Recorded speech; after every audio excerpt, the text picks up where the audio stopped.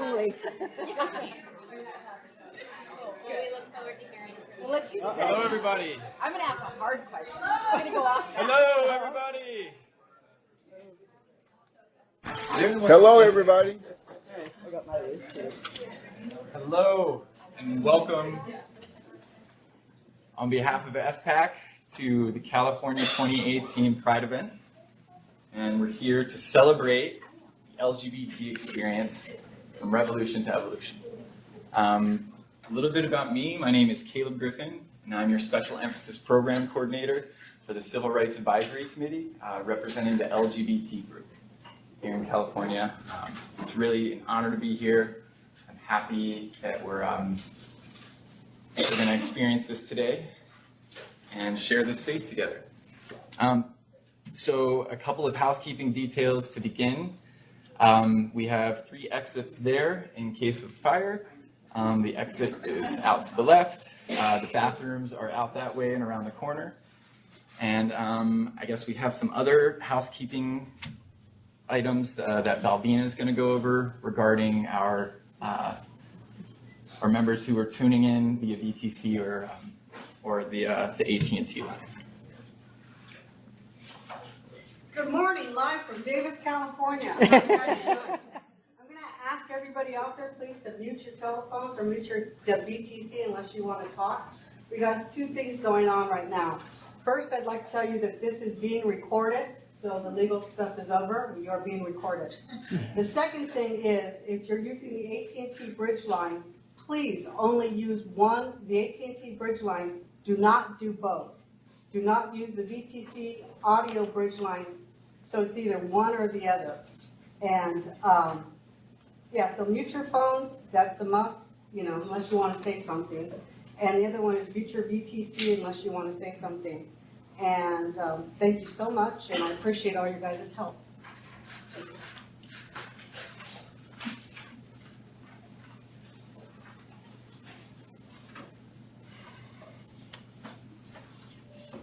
Okay,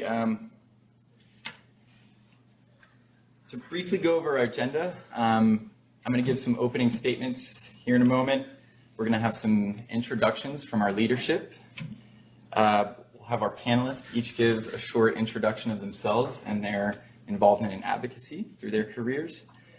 Following that, we're going to do a panelist question and answer, where we'll have our some questions that we came up with our Pride Committee asked to our panelists, and then we're going to open up the floor for the audience and any callers to ask any questions of our panelists as well. Once we finish with that, we have an award to acknowledge, and then we're going to close everything out and have some food. So I hope that everyone can stick around the entirety of the event. And I thank you all again for being here. So I was backpacking this last weekend with my little boy on Father's Day, and we were up in the woods. We hiked about a mile to get into this little oak grove riparian area through the desert. It was pretty treacherous. His first ever backpacking trip, by the way. So he was kind of hating me for most of it. It's right around the corner. Come on, keep going. And we finally get up there, set up the tent, and he's knocked out on his back. And I'm just sitting there contemplating like I do in the woods every time I get there. And I'm just looking at this beautiful oak understory, and there's something in the corner of this image that's distracting my eye. I'm just kind of relaxing, taking it all in. And it's this contrast of where, this granite outcrop was reflecting light through the gap in the canopy, and there was a branch waving in front of it. So it was almost this flickering that just didn't seem to fit in the picture, right? And, I couldn't help but my eyes just jumped to that one spot again and again and again. I started to get a little angry and frustrated about it. I'm trying to just take all this in. And eventually, after thinking about it for a minute, I realized that my perspective of what that forest, what that view should have looked like, was being altered by this little glint that drew my attention, this unique part of the picture that was just contrasting from what I had expected. And that contrast, I think, is hardwired in all of us, for us to feel the instinctual response of, what is that, and sort of jump to it and focus on it. And once I sat there long enough and enjoyed the gaze and enjoyed the space, I realized that that little flicker, that little branch waving in front of the canopy wasn't a threat to me. It wasn't something living or something that I even had to be aware of. It was part of that picture. It was part of what I was looking at. And all of you are probably wondering where I'm going with this story and how this is related to anything. But please stay with me here. I promise I'll make this next portion pretty quick. I haven't always been an ally to the community. I can say that I could always consider myself an open-minded person. I really always have. My friends have always thought of me as being the open-minded, kind of wild one. But you know, I have my own reservations. If you had asked Caleb 3 years ago how he feels about the LGBT plus community, I would say, LGB, huh? They add a new acronym every week. You know, I don't really know about all that. I'm not for it or against it. Yeah, it is what it is. And then my younger brother came out to me as being trans. And for me, I was, you know, a little taken back. It was a real intense struggle for him more than anyone, and as it continues to be. But for our entire family to embrace this concept of Abby is now Frankie, you know, very, very different. And it threw all of us into this challenging situation where we had to sit down and really think, how am I going to go about maintaining this relationship moving forward? And right around the same time, I had a couple of neighbors who moved in next door to me in my apartment. They were some trans ladies. And you know, when I'd be hanging out on the porch with my friends, having beers, those ladies would walk by, and based on where I was at in my journey, where they were at in theirs, we were always just kind of weirded out, uncomfortable, just standoffish, if you will, and just uninterested, uncomfortable by the whole concept of unfamiliarity.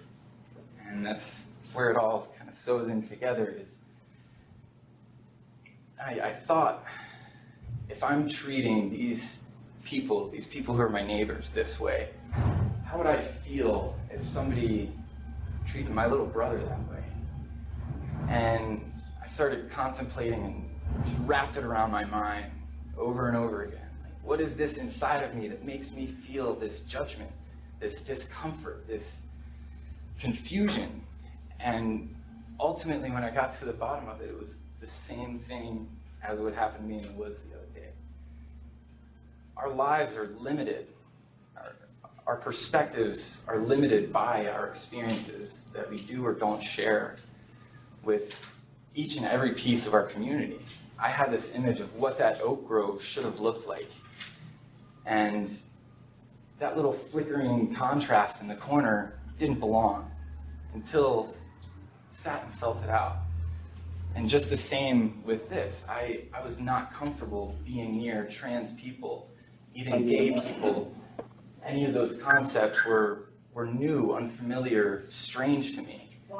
And as I've immersed myself into the community and met people and realized that nothing different, there's so much more alike than there is different.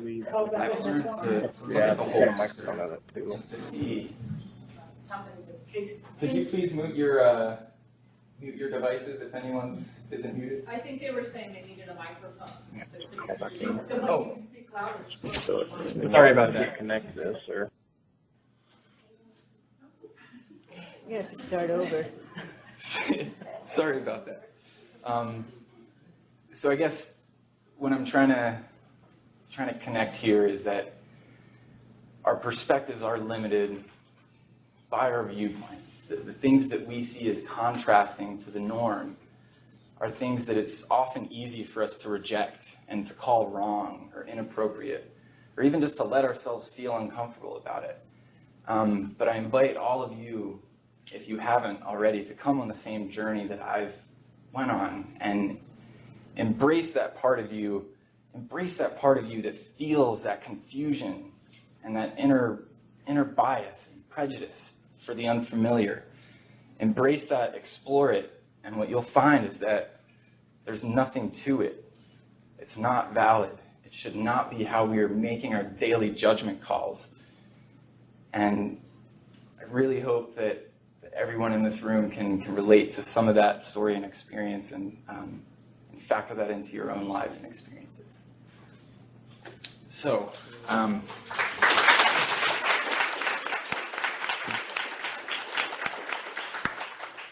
thank you. With that, I'd like to open up the floor to our leadership to say a few words on behalf of the varying agencies that are here representing us. So is anyone here from NRCS to say some words?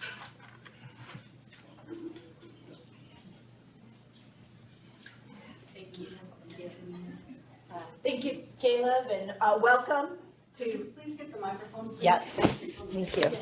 Thank you, Caleb, and welcome to everybody here in the room and on the phone, to all the agencies that are joining us across USDA today, and especially to our guest speakers who have taken their time and energy to come and share their experiences with us. My name is Gail Norman Berry, for those of you who knew me when I was here before in NRCS. I am the new Special Assistant to our State Conservationist, Carlos. So Carlos is joining us today via VTC. Maybe his picture will pop up here. He did say he would leave this up to me to open, and Aubrey's here, and I know we have some other agency leaders to speak today. So thank you all for coming today. I'm so excited to see such a full room of people who are here ready to learn about this next step in our own journey. And I see all the phone lines that are up on the screen. I think we've got a good representation from across the states. So, today we're going to be learning about opening eyes and opening hearts. And that's really important. I think Caleb shared with us his personal journey. So as an agency, we support diversity and equality and a diverse representation across our agency. And leaders will say that, we will mean it with our hearts, and we will support it. But each one of us has to take that personal journey. So today is a chance for you to learn about different perspectives, different journeys, and to take that and figure out what it means for yourself. So we're going to do a little work up here, and you all have some work to do for what that means for you too. As I said, my name's Gail Berry. I am back in NRCS from our national office. I can assure you that support goes all the way through all the agencies from top to bottom, the commitment to equity and equality and civil rights. When I was here before, Ed Burton, who is a former state conservationist, had a saying, and I know Carlos supports this too, but Ed, he loved to travel around and meet with people and learn about the issues in California. And one thing that he always said to the employees in California NRCS, Aubrey, was to treat everyone with dignity and respect. And that seemed a little simple to me at first, right? Treat everyone with dignity and respect. Well, what does that mean? Well, we're going to learn about some of that today, but I like simple messages because that's our expectation from leadership for everyone who works in USDA. And you need to figure out what dignity and respect means to you and how you exhibit that behavior to coworkers. So I just wanted to bring that forward again. I'm very happy to be back. I'm certainly an ally to the LGBT and other community. And I'm going to learn a lot today from all of you who share your experiences. And I look forward to supporting this not only today, but throughout the whole year. So Aubrey, I'm going to turn it over to you. And I do believe we have some other leaders here. I'll let you go first, Aubrey, and then we'll go down the line because I only know you. You only know me so much. That works out pretty well.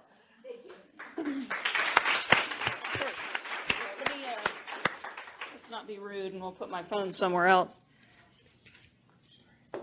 There we go. Everybody can hear all right? Yeah? Thumbs up? We all good? Okay, maybe not. But that's okay. Thank you so much again. This is such a great room to be filled in, and I love the celebrations and community that we have. Every month we're celebrating some other part of our community in the USDA network and family, and I've so appreciated being able to attend these events, and I do apologize for the ones that I've missed. I've been on the road a lot. But coming into today, and why I think today is so fun, I got to thinking about, you've heard me say it before, I'm an unapologetic California farm girl. We are number one. We are number one in the nation, and in many cases, number one in the world. And the reason for that is so beautiful with what today is, because it's our diversity.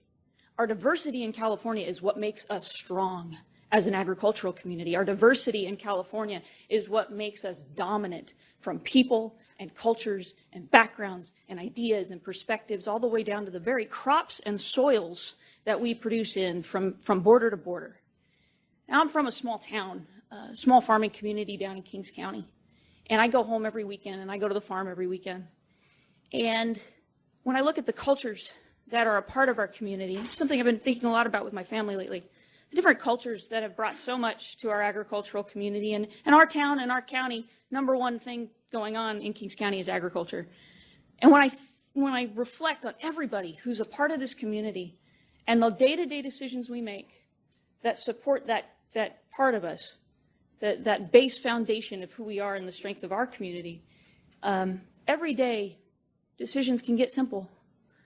Something stays alive or something dies based on our ability to show up and bring our time and our talent and our hard work to that community, to that farm, to that business that supports that farm, to that office that's supporting that business that supports that farm, that supports that farmer, that supports that farm worker. And what that all comes down to is we don't have time for any form of discrimination in our day-to-day lives. We have time for respect. Respect what you bring to the table, the hard work that you bring to the table, the talent you bring to the table. Because I can't run that farm. I can't keep that tree alive. I can't keep that family going without you. And it's who you are. It's that talent that you brought to the table, not the title, not the label. And it's the respect that comes from that. And the respect then leads to love. And that community is then bound by that mutual respect and that understanding and love and that diversity that keeps it thriving and keeps it going. So I am so happy to be here, because when I think of the celebration of today, and you did such a wonderful job talking about the different perspectives that can sometimes cloud our judgment.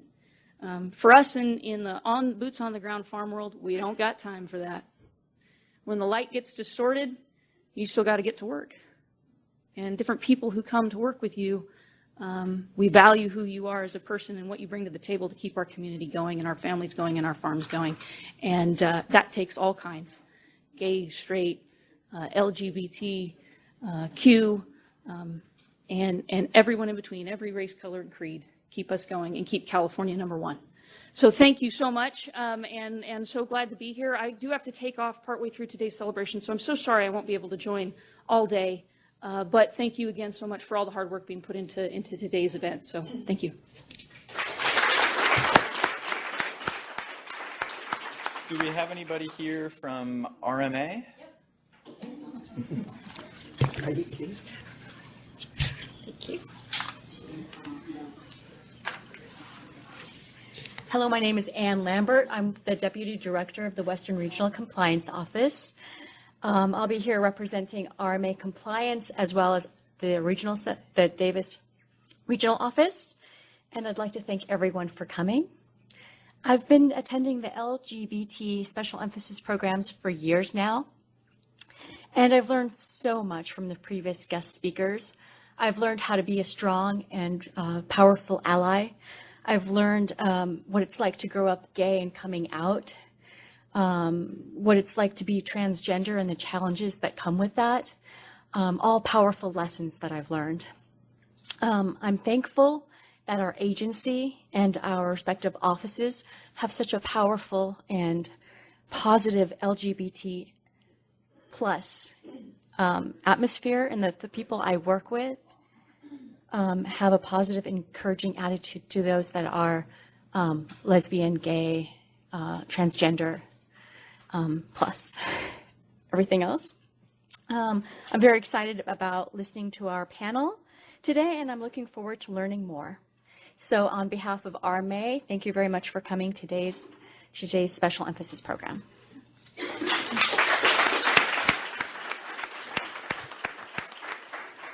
And is anybody here from RD today?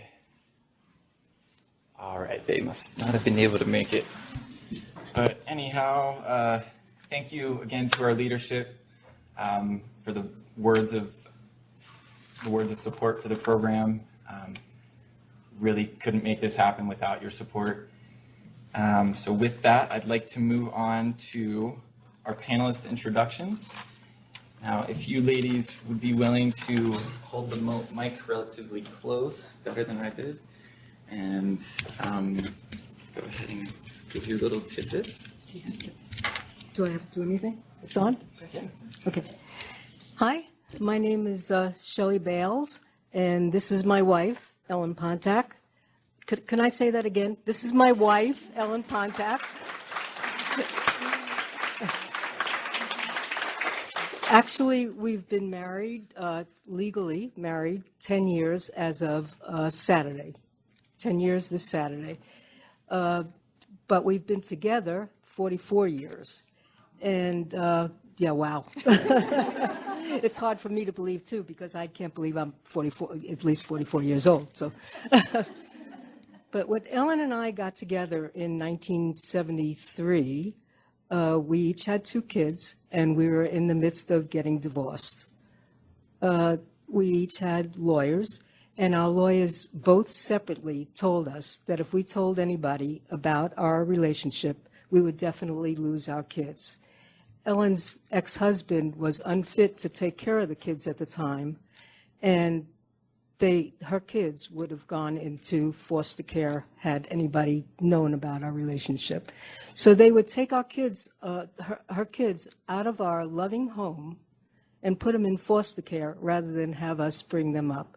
So we had to hide our relationship for a very long time.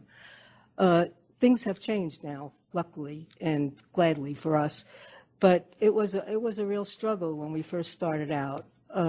So anyway, that's where we are today, and I'm glad to be here. And the fact that this is going on makes me feel really, really good.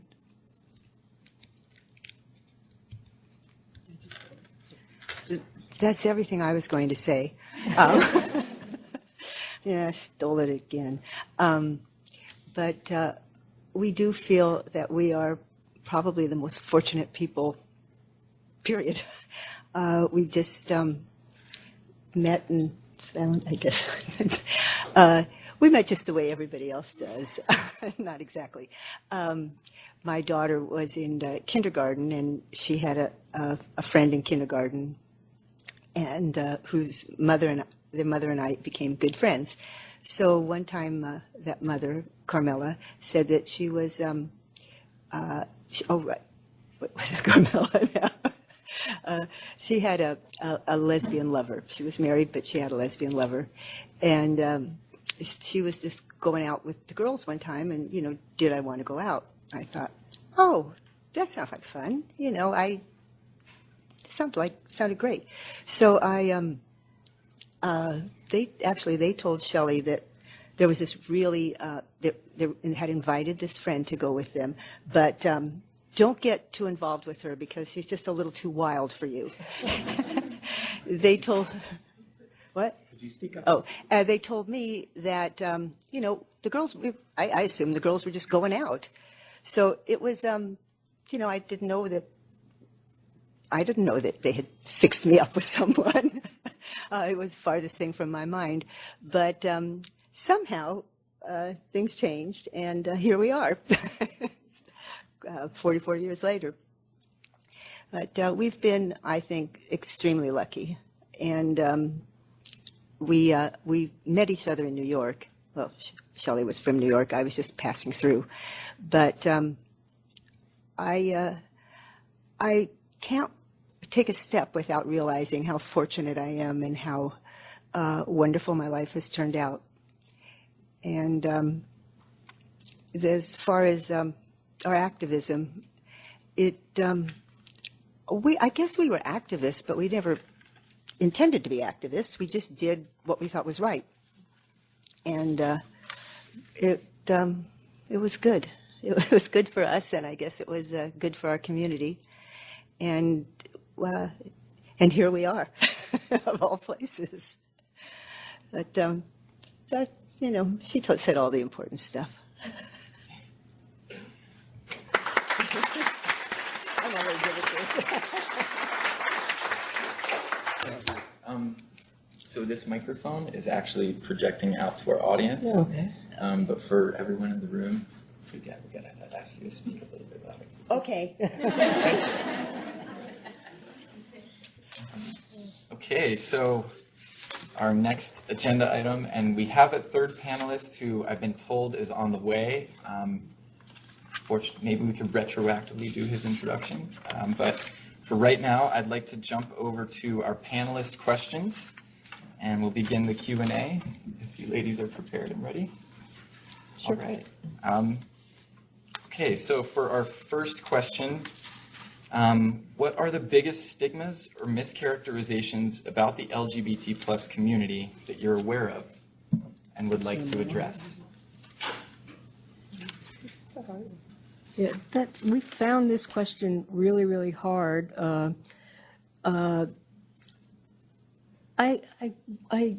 We don't know the answer to that. Really, I'm really sorry, but the fact that gay people would want to convert you, or that they even could convert you, is not right. The fact that when you wake up in the morning and you decide to be gay, that's not true. You don't just decide to be gay, just like you don't decide to be straight. The question that we ask is, when people say, well, what made you gay? Well, what made you straight? You just are. You are who you are. When you wake up in the morning, you are who you are. And I guess that's the only answer, right? That was a perfect answer. Oh, thank you. Okay, so for our second question, what advice do you have for LGBT plus people who feel that they're alone and have nowhere to turn? You just talk. Okay, I'm just talking, in case you didn't hear her. Well, it's a difficult thing for someone who feels all alone and doesn't have any place to go. And I would hope that some of them are sitting in this room, because there are always people out there who support you and who would want to know you. But you can, if you Google LGBT, you can find something, I'm sure. Or there's usually, if you find a center somewhere near you. But if you go to, say, San Francisco Pride Festival or Sacramento and just talk to the people that you meet, you will meet some people. And you will just get comfortable, and that's the whole thing, is just being comfortable with yourself and realizing that there are so many other people who have the same makeup as you. And you'll be very happy. Or if you really don't know what to do, just come over here afterwards and we'll find some new friends. But it's difficult to step out. But if you can put yourself in a situation where there will be other people, it's a whole lot easier.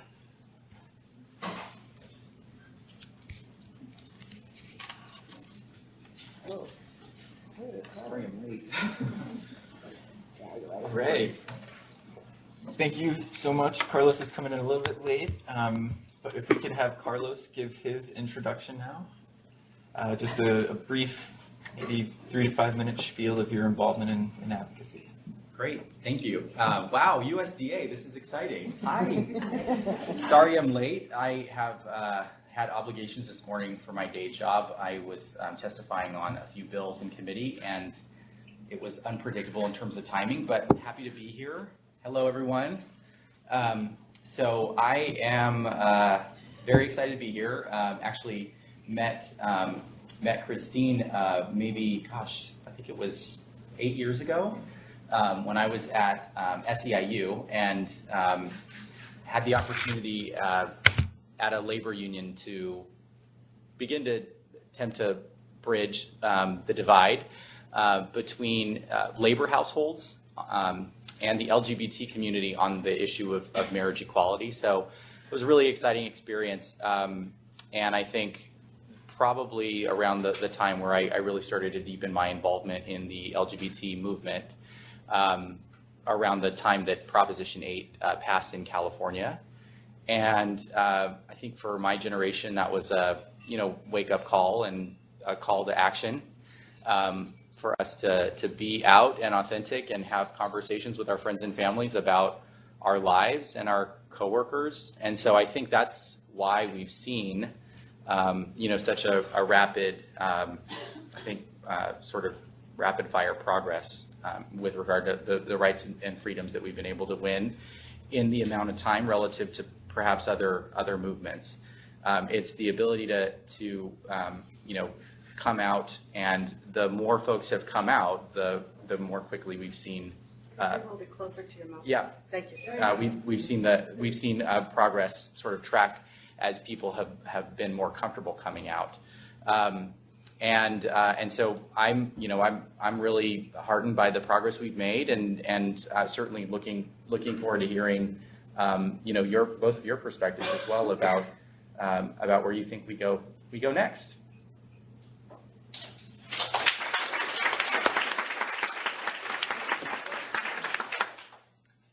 Thank you. And I suppose because of I'd like to take that last question that we had and pose that to Carlos as well. What advice do you have for LGBT plus people who feel that they're alone and have nowhere to turn? Yeah, I'm struggling with the microphone, sorry. I think that I would advise folks to get involved in the community where they live. I think there's been an interesting approach a few years ago. Most folks have probably heard of the It Gets Better campaign, which sort of set off an interesting debate in the LGBTQ community about whether we should be telling our young people that they have to leave home for it to get better, and whether or not it actually gets better within the LGBT community, because we have our own divisions and our own ways of sort of reinforcing rigid roles around masculinity and femininity. So it doesn't always just get better. And so I think that it's really about kind of being committed to who you are, where you are, and making your community better. I mean, obviously, if folks are feeling hopeless, a sense of hopelessness in their own situation, I think that we've been able to develop more infrastructure around supports and services for LGBT folks, particularly young people, to seek out, particularly community centers. I'm on the board of the Sacramento LGBT Community Center, and we provide direct services for folks, LGBT folks, young and old. And we have a drop-in center for LGBTQ youth. And so we really try to not only serve the city of Sacramento, but to broaden our reach to other counties in the region where folks might be feeling hopeless. Certainly, I think it's probably a question for some folks to answer on an individual basis as well. But I'm hopeful that people are feeling more confident about coming out and being secure about who they are, given the progress we've made. Thank you. Okay, this next question I'd like to ask to all of you, so if we can kind of go down the line and answer. What actions can we as individuals take to support our LGBT people in coming out and feeling more accepted? What happened to number 3? That's the one I want to answer. Go ahead and answer number 3. Let me do what kind of things might an LGBT plus person go through that other people might not be aware of? Now that Can you marriage, please put the book on now my- that marriage equality is legal in all 50 states, gay people can get married in any state. What people don't realize is that in 28 states, you can get fired just for being gay. So the people that are getting married and come out to where they work, they are getting fired because they're gay. And I think people don't know that. I mean, that's something that's still happening. Thank you. Let's keep going down the line with that. What? And they can be multiple parts, answers. Well, I have to say that we received these questions A a little lot. closer, We received these questions, not too long ago, and talked about them, and we both agreed on what we thought was the right answer. But since she gets to speak first. She takes your answer.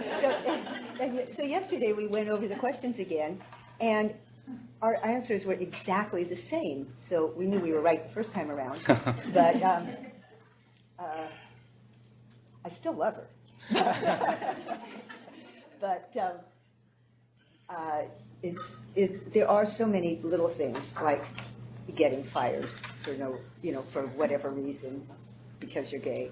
That is just disgusting. And that's the only one that we were really talking about. But maybe we'll come up with something before this is over. Well, I think what folks assume is that some people perhaps who don't have an LGBT person in their life assume that we have somehow different hopes and aspirations than everyone else, and I don't think have a unique agenda that's severable from anything else that anyone else wants.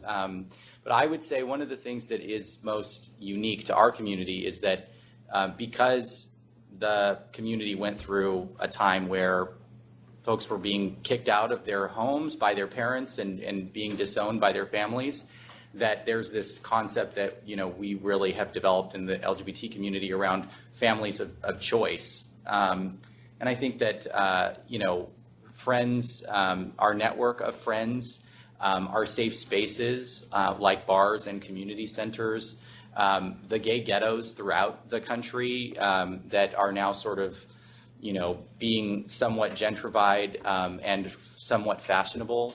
Those are places that have a legacy of being safe spaces for us.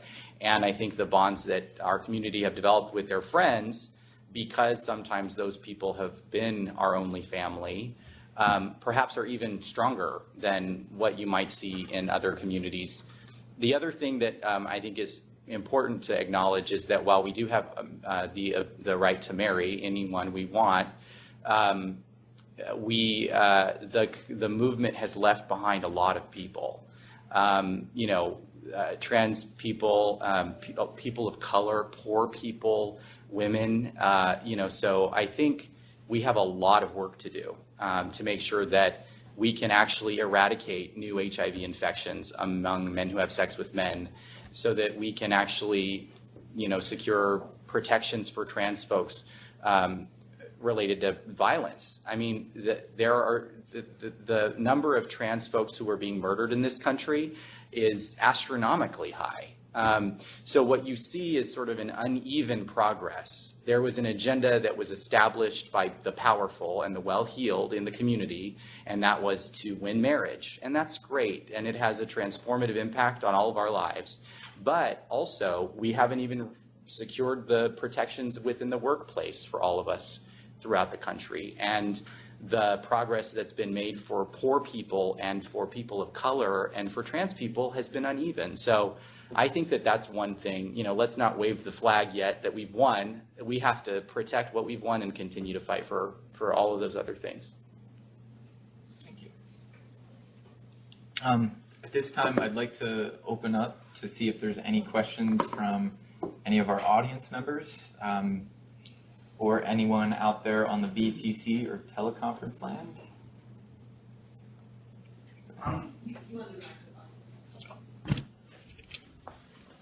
Give them both of them. I can speak loud. No. But if I need the other one, let me know. Your last comment about the well-heeled and who kind of drives your community got me thinking about a conversation I had and some things I've thought about for the last couple of years. Do you feel, you probably are among the more vocal elements of your community, and does the community at large reflect the more vocal elements? And the conversation I had that comes up in my mind was about a neighborhood of Sacramento that gets called the Gayborhood, and I asked a very open, flamboyant friend of mine, am I supposed to call it that? That seems a little bit controversial. And he's like, yeah, call it Lavender Heights, call it the Gayborhood, whatever.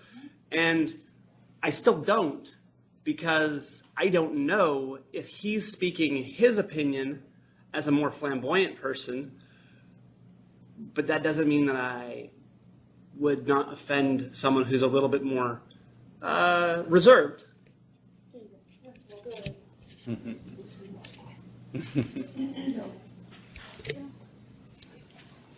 Do you want to take that one? Okay. Well, I think it's not just specific to LGBT people, but I think, particularly in the Me Too movement and the Black Lives Matter movement, and I think that we're in a space right now where, there's some discomfort about what we can and cannot say, and want to make sure we don't offend people, and it's sort of a level of respectability politics that may be a little suffocating sometimes. And so I don't think I don't have the answers about how to make sure that no one within the queer community is offended, or anyone in any other oppressed community. But I think it's about communication and meeting people where they are. And I think there's some pretty bright red lines about what not to say. I think, particularly when it comes to gender pronouns, I think, it's okay to ask folks how they identify. And I think sort of coming from a place of inquiry is always a good thing. So, trying to not presume anything and finding out more information about how that person identifies is fine. I don't take offense to the Gayborhood or anything like that. So I think you touched upon a relevant issue, though, which is, how can we all do a better job of allowing everyone to ask fair questions without being called a bigot? Yeah, that's the time we live in, right? I mean, I think that a lot of people are grappling with that question. Thank you. Anybody else from our audience? I can project loudly too. Hi, thanks again so much for coming here and being open and honest with your input. Obviously, we always have some learn. So my question is media related. The most recent media story that I can recall is this cake issue in Colorado. Now, just when you're tapped into a certain realm, you know more about what's going on than what just the media projects to us. So is that something like is this happening like all the time? And when you see something like kind of hit Fox News or hit HuffPost or BuzzFeed or something, you're like, yeah, there's just one story that just made the media? Or is this just, you know what I'm asking? Is this something that just kind of happens more in the underground? There's just once in a while these flashes of media that kind of hits our world.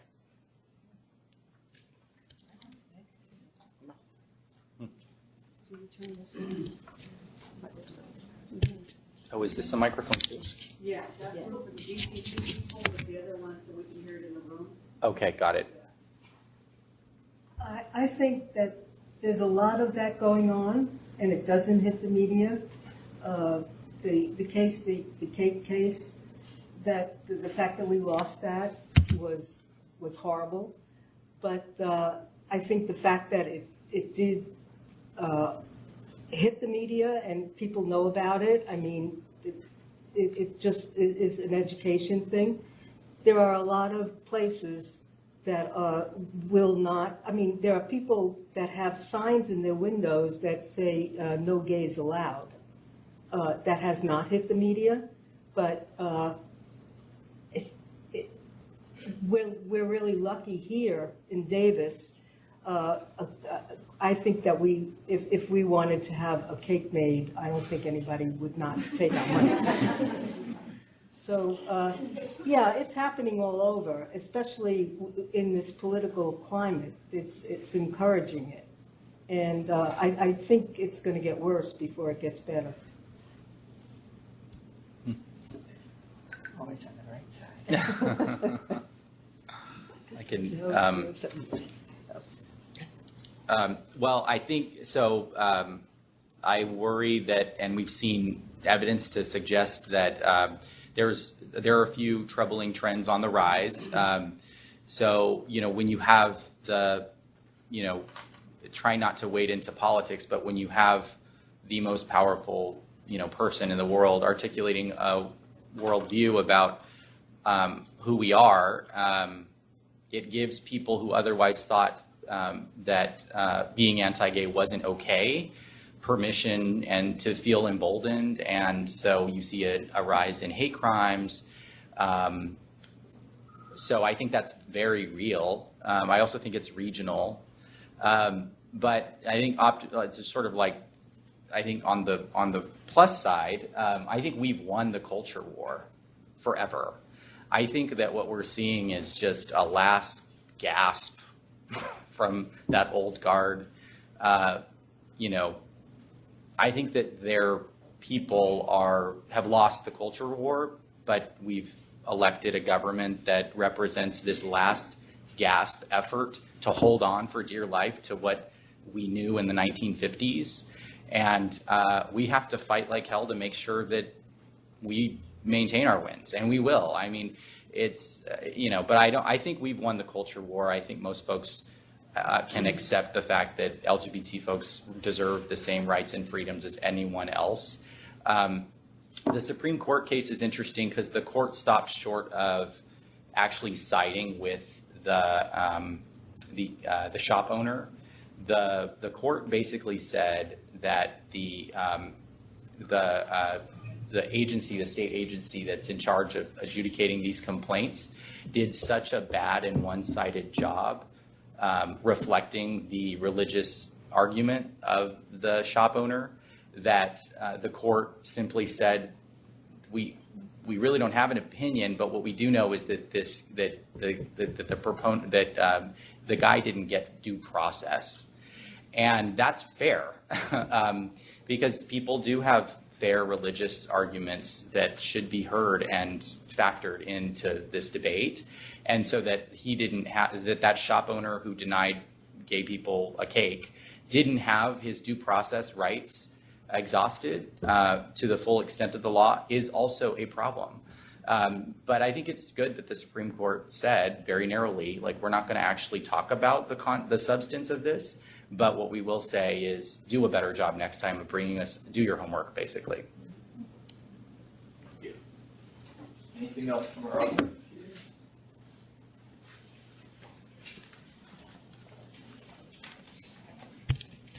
Thanks. We work a lot in rural areas, and I'm just wondering about your perspective on probably more difficulties, I guess, in being an out gay or lesbian person in a rural community where it tends to be a more conservative environment. So I'd like to hear your views on that.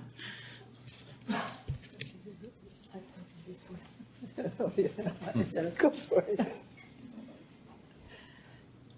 I heard a story from a person a while ago that stuck with me for a really, really long time. She told me that she lived in the Midwest, and she came out to her parents, and her father came over to her and said, "I'm taking your mom out for ice cream. You know where the gun is." Well, she knew where the gun was, but she left, and she moved to San Francisco. And that story has stayed with me for forever. I just couldn't believe it when I heard it. Her parents would rather her dead than be gay. I think things have changed a little now, but it's still really, really difficult in rural areas, I know. I would hope that it's changed enough so that no parent would ever say that to a child. And I believe that that's probably true now. What is true is that everyone knows a gay person. And that's because gay people have come out. And that's what has happened, and that's what is made it more acceptable to be gay. There was a time when we were asked to speak at UCD in some classes, and I'd start out the speech by saying, "Is there anyone in this class that doesn't know anybody that's gay?" And a few people would raise their hands, and I'd go over and shake their hands and say, "My name's Shelley Bales. You could never say that again." The last time I did that, no one raised their hand. And that's what's happened. Everybody either has somebody that's gay in their family, or somebody of a friend, or somebody that they know. And because of that, I think that people care a little bit more about gay people. I don't have anything to add. What? I don't have anything to add. Okay. Thank you. Anyone else from our audience here? I wanted to know, you said that your attorney said that you should not come out because your children would be taken away. How did you finally know that it was okay to come out and to start your advocacy and that type of stuff? What year, how many years after that, when your attorney said, don't do this, that you knew it was okay, and then you started your advocacy, obviously? It was a long time. Yeah. Do you want to do that? It's okay. Well, that was in New York. We met in New York, and we moved to California, and we didn't tell our kids about our relationship. We each had two kids. So we needed a 5-bedroom house because, 5-bedroom house. Each of our kids needed their own bedroom. I mean, Ellen had a boy and a girl, and we couldn't put them in the same room. And because of that, my kids, it wouldn't be fair if they had to share a room with, their sisters. So we gave them each a bedroom, and we had a bedroom. And one of our kids came home one day and said, "Mom, somebody said in our school you were gay. Is that true?" And we sat them down and we said, "Yeah, it's true. That's what the situation is." But we were told not to say anything. And this was maybe 2-3 years later. It was very difficult. We didn't know what would happen, but of course. Time had passed, and there was no way. I mean, we were in California. Their dads were in New York, and there was no way that they would be able to take them. They went back to visit their dads, and mostly when they came, my daughter, when she got off the plane after visiting with her father, she came towards us and she bent down and kissed the ground. She was very happy to be home. So, and I remember one time we were in a car and we were driving, and my daughter said to Ellen, if my mom dies, could I live with you? So it was, we had a fun household, and we didn't actually start our activism until our kids were older. they asked us actually to be quiet for a while. And each one of them have moved out of Davis. They said there's no way they would want to live here. We're too well known. They couldn't walk down the street. So, yeah. But even with all that, they all turned out pretty great. So far. Stay tuned. And then I had another question for Carlos. I read, and I think everyone's heard in the news, that this administration is trying to not allow trans people to serve in the military, but then some of the leaders in the military, I'm probably saying that wrong, but have come out and said that they will allow trans people to serve. So what is it? Is it yes? Or, I mean, where does that stand now? Well, it's a bit of a, I haven't really kept up with it lately, but I think it was a little bit of a tweak in that currently enlisted can continue to serve. But I believe that the president's policy was to keep new folks from enlisting who are openly transgender. Right, exactly. Okay. So. There's a question. Everybody's sitting shaking their heads.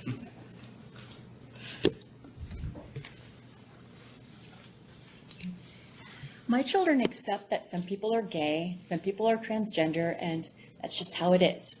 But what are they doing right, and how can they improve? Because, I had a question like, I think this so-and-so boys may identify as a girl. Like, that's very interesting, dear, and we just had a normal conversation about it. But what can schools do better? How can we, what can we do better as parents?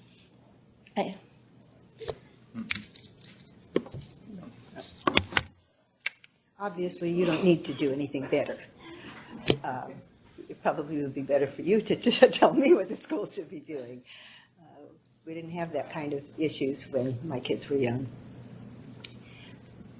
But now I'm really curious. I don't know. I haven't been in a school with young children for a very long time, and I don't have any friends who are teachers in that. I'm sorry. I don't know. Are there anybody who has a strong affiliation with a school here have some ideas? Because I don't know. It's I think mostly falls back on their parents. I can take a stab at it. I think where's the speaker, by the way? The speakers are in the same. Oh, okay, got it. We can't hear you over here. Can you hear me over here? Okay. Yeah, now we can. Okay. So there was a recent well-publicized school in Rockland that sort of set off a firestorm regionally. The LGBT Center was involved. Actually, it's funny because I work for the California Charter Schools Association, and we were also involved because the epicenter of the controversy was a charter school in Rockland Academy. And the issue was that a teacher decided to read a book, I think it was maybe in 3rd grade, called I Am Jazz, and it's about a transgender child, and kind of walks through like how to talk to transgender folks, but it's very age appropriate. And the reason she read the book is because a third grader who identified as transgender brought the book to the teacher to read to the class because the 3rd grader was trying to find a way to be able to tell the classmates like how to engage with the 3rd grader. And so Rockland is a fairly conservative community. What happened after that was just a firestorm. The teacher came under fire. There was an open question about whether parents need to be notified of such content or not. Can parents opt out or not? And then people started to conflate sexual education with this content, which is not the same thing. Talking about LGBT people isn't inherently sexual. And so the state in California, we have a law that basically says, like, you can't opt your kid out of, you can opt your kid out of sex ed if it's a public school, and a charter school is a public school, but you can't opt your kid out of content that's based on, you know, history, people who've experienced histories of oppression and the like, which is kind of where this fell into. So I think in California, schools are trying to do their best to make sure that you can have age-appropriate conversations with kids about people of all walks of life, which should include LGBT people. But in other states, I'm sure schools could be doing more, and I think we should always be equipping our teachers with the tools and resources to be able to treat LGBT folks fairly. I will say, I think probably teachers could do more. One of the things that we've seen consistently is that teachers haven't really intervened, but probably because they don't know if it's appropriate to when kids are bullying other kids, and that shouldn't be acceptable. So there's probably more we can do there as well. Thank you. And looks like we have time for one last question for the panel. And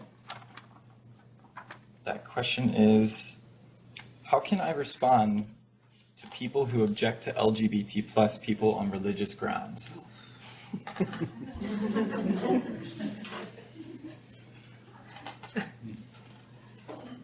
How can you? Well, you want to take the mic? Oh, I don't. What are you going to answer? Oh, you mean those people? Well, this isn't something that we do in everyday life because that situation doesn't come up, but it does in a lot of rallies or something or other where there are two sides of people there, and there are those people who aren't very nice and say pretty cruel things. And what we've finally done as they're doing their thing is we kiss. We just stand there and kiss each other, and it's wonderful. It drives them crazy, and well, it's true, and it's always a really good kiss, because when you see these people talking and saying these things, it's upsetting, but you can use that kind of energy in kissing. I highly recommend it, and that's what we've done, and it has worked for us, and they don't like it, and we love it. Mm-hmm. So. Just the thought. But you can't, people who have a religious point of view know they're right. So you can't, not all points of view, but points of view that there's something wrong with people in the LGBTQ community. You can't talk them out of it. You can't say anything. You just, you can walk away. But you just, you have to let them be who they are. So at least in our experience, there's no way to take someone who has a religious opinion or an opinion based on religion that isn't very nice, and you can't change their minds. There's really nothing you can do. You can leave them alone or whatever. At least that's been our experience. And we've never been beaten up. So in that situation. So. That's, I don't know, does anybody have any other thoughts or questions? Oh, guess who? No, does anybody have any other thoughts or questions? No. Got something to say? Sure. Go for it. I think it's interesting that the way that religion has kind of, the organized religion in the United States has evolved on the question of homosexuality. And so I think most religious most sort of whether it's evangelical or Catholic, Protestant, whatever, for the most part over the last 50 years, you've seen movement in the right direction, not as favorable as the rest of the population, but but it's moving in the right direction in terms of people just accepting more and more that LGBT folks deserve basic rights and freedoms and protections.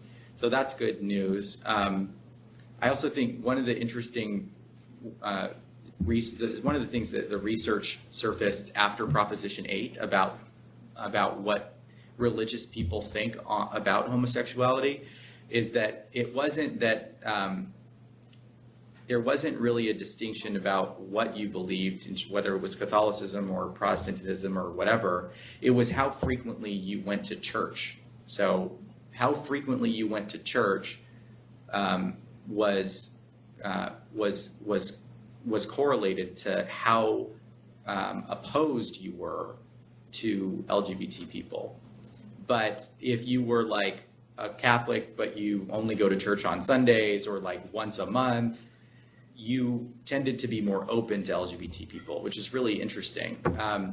But, it's like if you actually want to have a religious debate with someone, I mean, I think you just I think one of the things you could say is, I appreciate your point of view. If we both believe that there's a higher power, like that's certainly I will be judged. But I think obviously the religious teachings have suggested that it's not our jobs to judge each other. And I think that's important to remind people about, like, okay, well, it's fine, but it's not really your job to judge my behavior. Thank you. Fantastic answers. Great. Do we have time here on the BTC? You have a question, Carlos? Oh, I have like 3. All right, let's do one more question from Carlos. One question, 3 hearts. 2. No. Thanks so much for the panel. I'm Carlos Suarez. I'm the state conservationist for NRCS. I'm actually calling from Puerto Rico, where I'm been here for 9 months. But I wanted to call because I have always not only promote and support diversity, but I've always been very supportive of LGBT plus activities and so forth. And I do have a question, and it actually goes back to the question about the religions.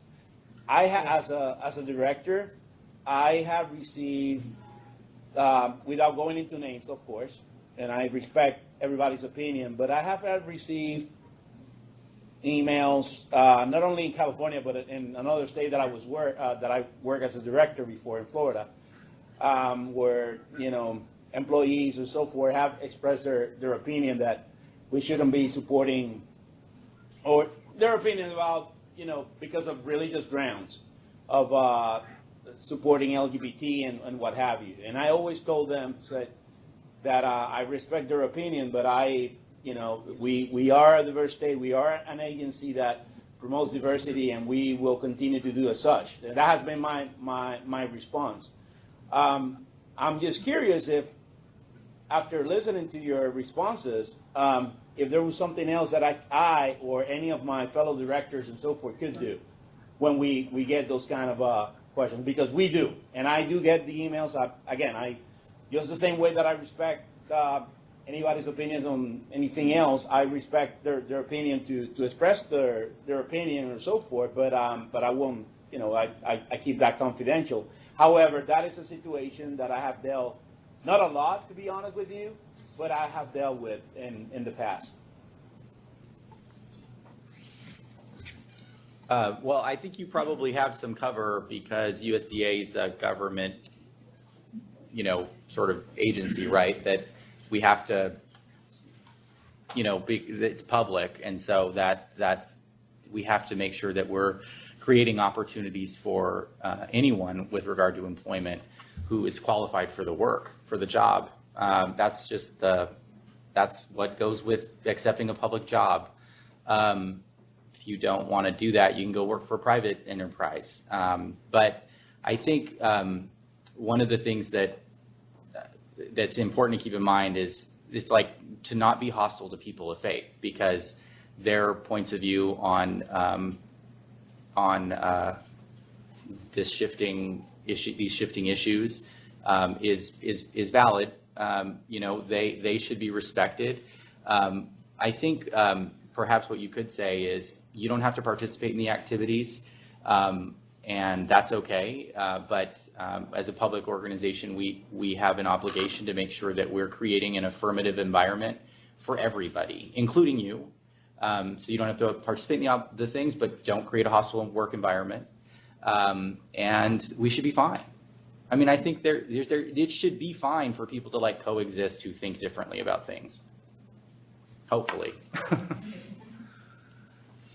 There is something that you said that I sort of disagree with.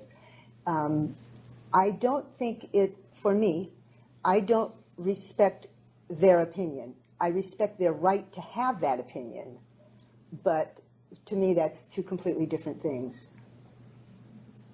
That's all. You don't have something to say? No. All right.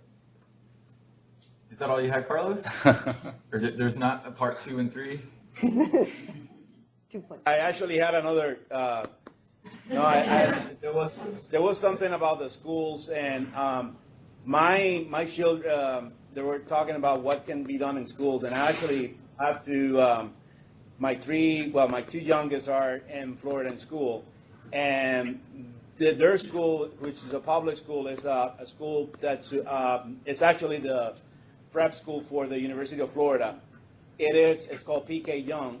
That school is really in the vanguard of promoting and supporting LGBT in the schools. And actually, they even had a LGBT club, and I know that the teachers and the administration is very engaged. So I was very pleasantly surprised, and actually I felt very good about that, because I can tell that they, as opposed to other schools, they're definitely in the vanguard and supporting that. So I'm not sure how that's in California with other schools, but definitely there are schools out around the nation that are doing that. That's all I have. I won't ask. Thanks. Thank you, Carlos. I guess, do you have any thoughts to share in terms of California schools and how they have been shifting in that regard? Any familiarity with any of that? No, I mean, I think we're probably doing better than other states, but I think it's also regional. Like, I grew up in the Central Valley, and I remember the schools were pretty tough. I was bullied mercilessly, like, throughout my whole experience in elementary, middle, and high school. It's gotten a little bit better, but the Central Valley is like still lacking resources, and I'm sure the schools haven't really changed that much either. So even in California, I think it's regional. But I absolutely think if we can require that kids learn about people from every walk of life, and that be required curriculum, I think that's important. I think teaching about tolerance and at home is certainly important. So I'm hopeful that we're doing that at the sort of legal level in California, but I think whether it's actually happening in practice is probably more regional. Thank you. Great answers. Can we get a big round of applause for our panelists today?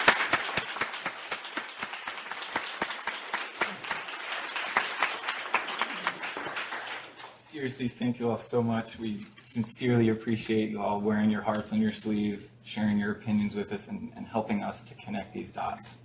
Thank you guys for doing this. This is great. Yeah.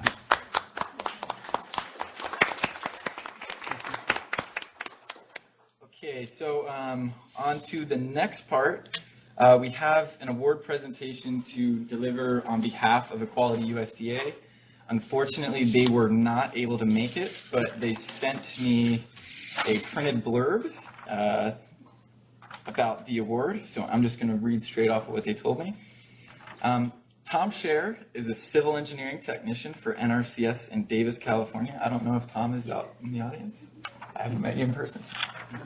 He started his career with the Soil Conservation Service, now NRCS, back in 1976. And for 31 years, he's worked at the NRCS State Office in Davis as a GIS cartographer and graphic designer. Tom's been creating posters in support of our special emphasis programs for many years. He won the NRCS Special Emphasis Poster Contest several times. When the poster contest ended, Tom continued creating the posters for NRCS California observances. For these last 5 years, the department's LGBT Special Emphasis Program used Tom's posters as the department's poster at the national level. Tom designed this year's poster featuring photos of USDA employees in the theme of Elements of Us, out in rural America. Today, Equality USDA recognizes Tom for his outstanding support and dedication to championing diversity in the USDA workplace through his creative posters. The LGBT plus members and associates of Equality USDA recognize Tom as a shining star, someone who dedicates their time and talents in support of LGBT plus employees at USDA. Thank you, Tom, for your service on behalf of Equality USDA.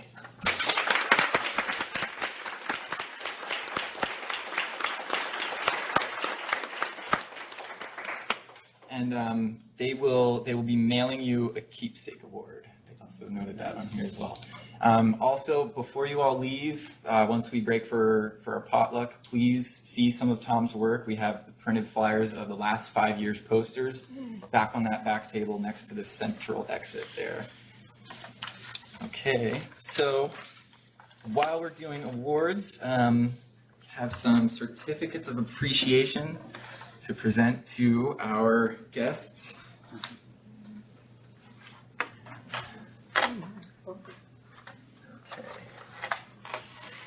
Ellen. Shelley.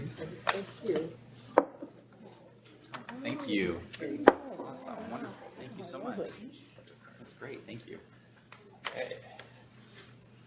Thank you all. Official. So official. Oh, I love yeah. it. Goodness. I think we did something.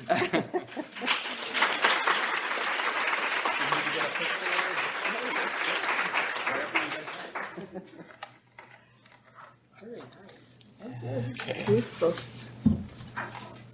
All right. So with that, this is my first year doing this thing, and I'm extremely excited that this happened this way. I couldn't have achieved any of this without the incredible help of all of the Pride Committee, all of leadership, all of those random people that I'm not including, but some way, somehow, you told me like, oh yeah, you forgot that. And I was like, what? So this really has come together with the help of so many people who I can't extend my thank yous enough to. So with that, I guess I'd just like to share some closing words. So we had this graphic that had come from the source LGBT, where I had first seen it, and it kind of spelled out the LGBT with as an acronym. And they had some words to go along with it, and when I was doing my first statewide email, acknowledging this event and inviting everybody to it, essentially, I kind of just wrote a little blurb of my thoughts, and I kind of played in that acronym into it, and I have it printed on this paper here, but I'd just like to close the meeting with it. Here we are, it's June, this is Pride Month, we're here to celebrate the exploration of the LGBT experience and the evolution that it has undergone.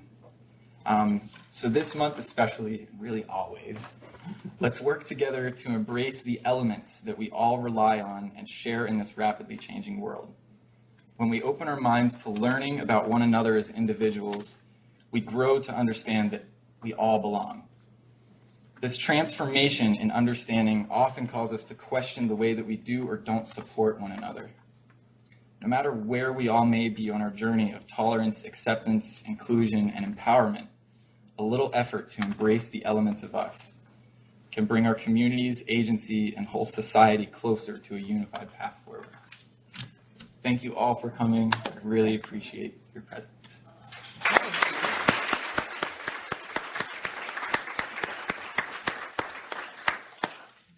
thank all of you out there on BTC land, teleconference land for tuning in as well. You